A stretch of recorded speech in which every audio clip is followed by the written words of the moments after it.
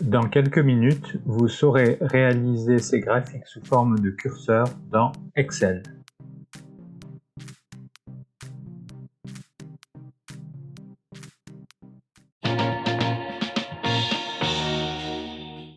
Première étape, préparation des données. Pour réaliser ces graphiques, je vais mettre tous mes éléments en ligne et pour chacun de ces éléments, je vais avoir 4 colonnes entrées manuellement et 3 colonnes calculées par des formules. Ma première colonne, c'est la valeur. Ensuite, les 3 colonnes suivantes, ce sont les bornes. Ces bornes, je peux les changer manuellement.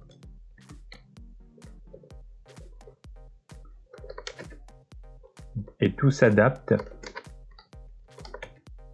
Ensuite, j'ai une colonne totale qui est simplement la somme des bornes.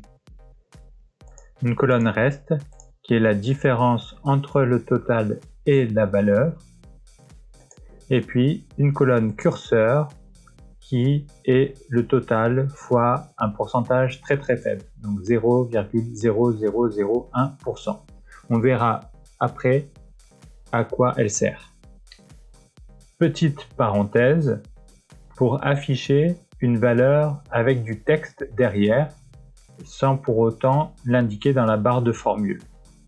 Pour ça, j'ai fait bouton droit, format de cellule, et dans la boîte de dialogue qui s'est ouverte, j'ai choisi personnaliser, et j'ai indiqué 0 pour le chiffre, guillemets, espace, M, euro, guillemets. Ça indique que je mets un chiffre et après je mets une chaîne de caractères qui est 0 million d'euros. J'ai fait la même chose pour an, bouton droit, format de cellule, personnalisé, et donc là j'ai fait 0, guillemets, espace, en, guillemets. Nos données sont prêtes, donc je vais créer les graphiques. On va commencer par le premier graphique. Donc je commence, je sélectionne mes valeurs, je fais insertion graphique et je vais choisir barre 2D empilée à 100%.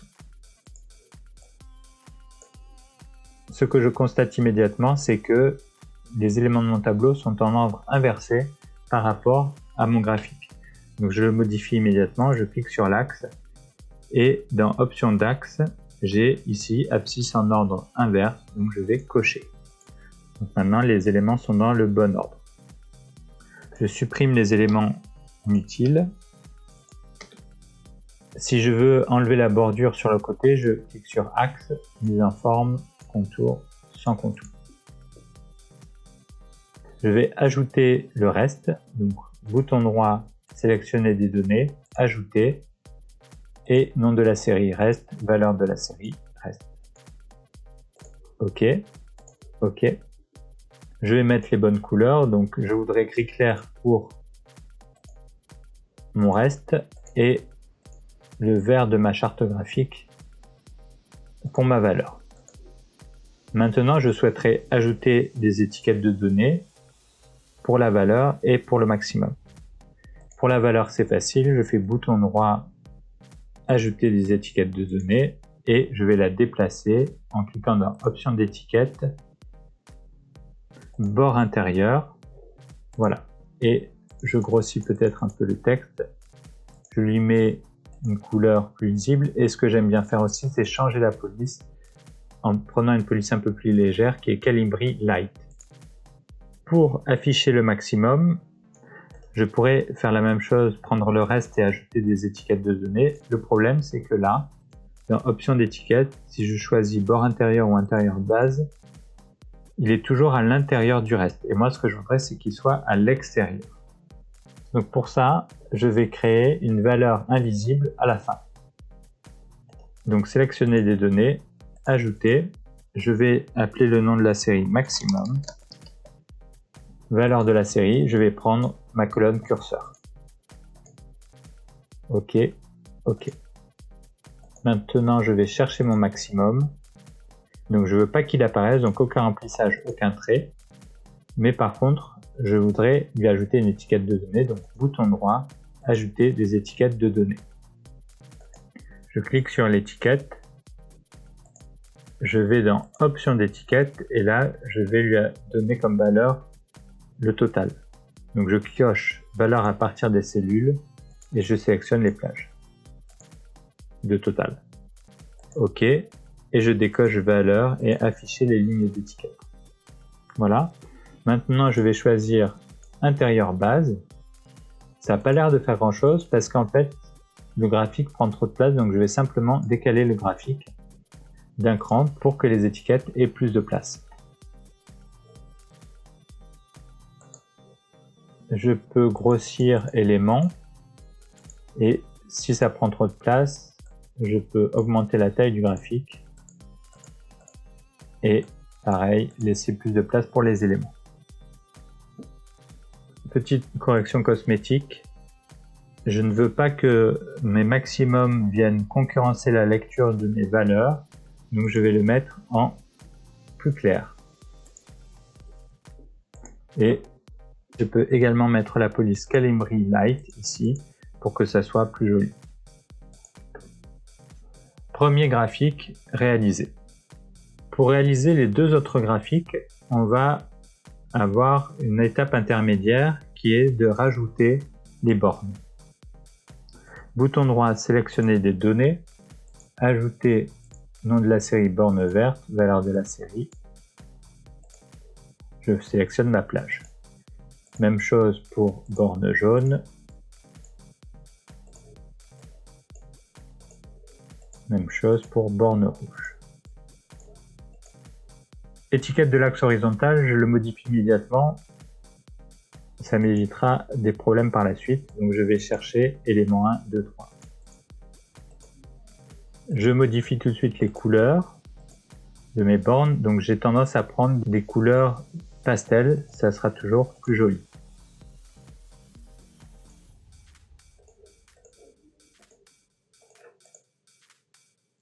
Là, mon étiquette de maximum est mal placée, donc il faut que je décale. Donc, je vais dans sélectionner des données et maximum, je veux qu'il soit tout à la fin. Voilà, et maintenant je voudrais superposer ces éléments derrière ces éléments. Donc bouton droit, modifier le type de graphique et tout ce qui est axe primaire, c'est ce qui est derrière. Donc ce qui va être devant, ça va être ma valeur et mon reste. Je supprime ce qui est apparu dont j'ai pas besoin et là on voit que j'ai un petit souci, c'est que mes valeurs ne correspondent plus à mon maximum. C'est parce qu'on a créé un axe secondaire qui n'est pas en ordre inverse, alors qu'on a inversé l'axe principal. Donc pour changer ça, si je vais ici, je n'ai pas accès à l'axe. Donc il faut que je puisse voir l'axe. Donc je vais cliquer sur création de graphique, ajouter un élément graphique, axe, et je vais prendre vertical secondaire. Donc là, l'axe est apparu, je clique dessus, et je peux cocher maintenant abscisse en ordre inverse. Et je peux le supprimer puisque j'en ai pas besoin.